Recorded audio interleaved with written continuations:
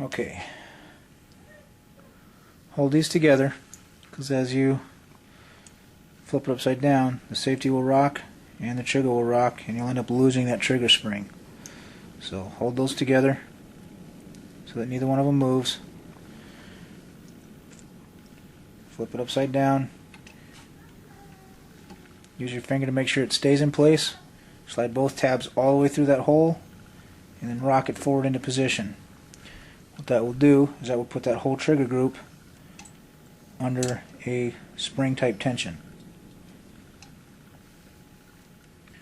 See, that whole trigger group moves up and down because that little tab puts it under tension. Now when the sear goes on, the sear will go on again all the way around the outside of the trigger group. You want to make sure that the trigger, while it's upside down, the trigger is above the sear. When it's assembled, of course, that'll be below the sear, but you want to make sure that it's in that position. What I like to do is I like to take the spring and just rest it in position like this, so that it's open, both legs open towards the back of the receiver. In so doing, the bent side of the spring will rest against the sear, straight part of the spring will rest against the flat part of the receiver. Just like that. Now, I like to take the pin and start it through all of those holes. Just like that. The only thing that does is hold that spring in position. Push that in until it stops, and what it will do is it will hit the back wall of the receiver because it's not lined up with the hole in the receiver, and it'll stop right there. A couple things you can do. You can push down on the entire thing and start that pin from this side if you want. The problem you're going to have is when you get to the far side, it's not going to line up very well for you. Notice this trigger is going to want to move and the sear is going to want to move. One of the things that you can do to make sure that you don't lose that trigger spring, if you have the Rifle Basics trigger, a little bit of silicone based grease. I like to use just a little bit. I like to use silicone base and silicone only, but just a little bit on that spring, and that will actually make that spring stick inside that hole and keep it from falling out.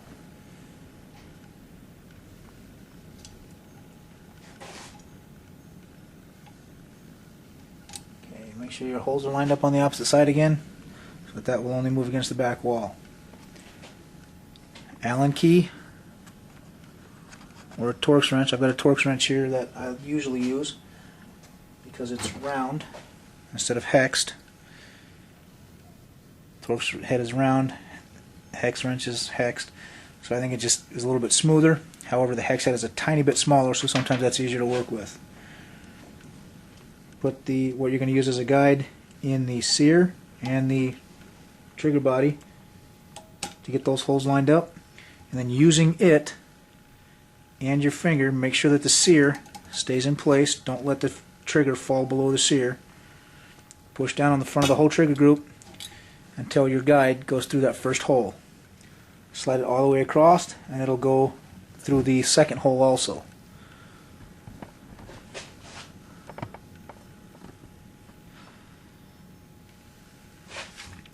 So if you look in there, let me get the camera view on that.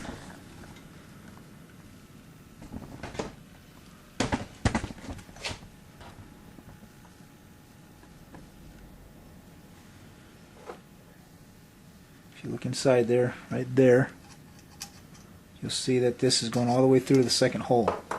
So it's going through the sear, trigger body, the receiver, and then started through the receiver on the far side. Your sear pin is going through both parts of the sear, the spring, and the trigger body.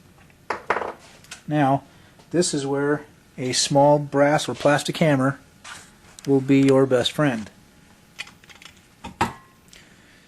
because you can put a little bit of tension on the front of the trigger body and a few light taps. It doesn't take much, just some light taps.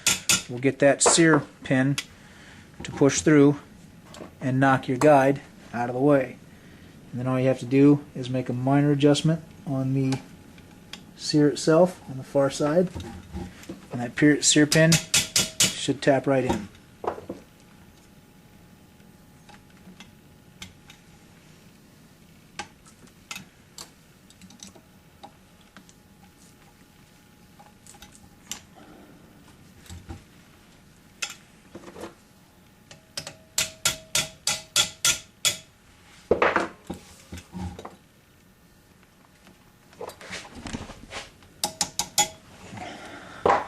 Just like that. Once that's through, that is completely assembled.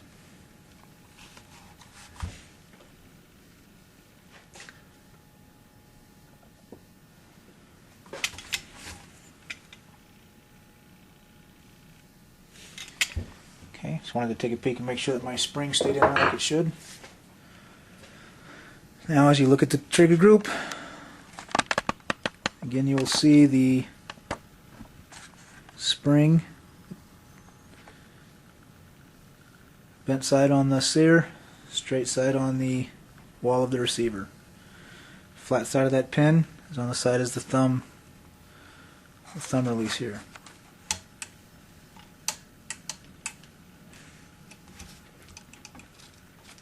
Now, just like before, insert the bolt to do a safety check.